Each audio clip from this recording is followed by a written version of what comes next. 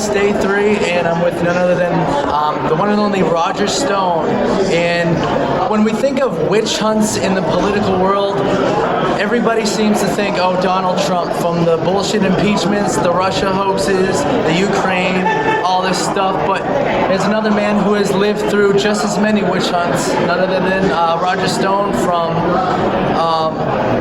the FBI showing up at his house with the CNN camera crew from the FBI hunt on him, like accusing him of January 6th things, as well as another witch hunt along the lines of General Michael Flynn. So, Mr. Stone, I was wondering if you will be able to elaborate on how annoying and how unprofessional and just how much of and just how pathetic these witch hunts have been over the course of the last few years, especially when President Trump became president. They seem to kind of go after you very hard because anybody who works with the president is one of the enemies, and they have to take him out any way possible. I think that's a very good analysis. Look, I've been in American politics for 40 years, but I've never seen the weaponization and the stark politicization of our judicial process, where they use government prosecutors as a political tool, and where they try to put you in jail for legitimate, constitutionally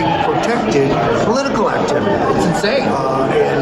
Yes, 29 heavily armed M4 SWAT team, fully automatic assault weapon bearing FBI agents stormed my home at 6 o'clock in the morning, arriving in 17 armored vehicles, a helicopter, and 2 boats to arrest me for the first time, nonviolent alleged crime of lying to Congress. This cost the taxpayers, by the way, $1.1 million. When all I had to do was call my lawyer and say, your client needs to turn himself in. Of course, I wouldn't have. Now, this did allow me to raise a couple $1 million for my legal defense, which is a good thing because the first thing they do is put you under intense economic pressure to destroy you. So yes, I lost my home, my savings, my car, my insurance, and my ability to make a living because I was gagged for 18 months.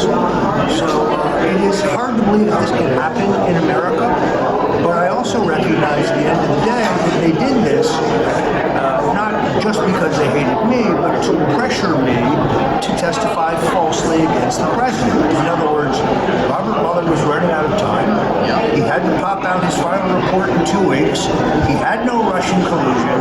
So that's when they started squeezing me. They wanted me to be the ham in their ham sandwich, and I was not interested. There was no way I was going to lie under oath. Do I look like Michael Cohen to you? Because I don't look like him to me. They had the wrong guy. So I was headed to ruination. It is only through the grace of God that I'm with you today. It's only through the power of prayer. It's only because I think the Lord moved the president to look at my case and realize I was framed. I was not given a fair trial. I was a political victim.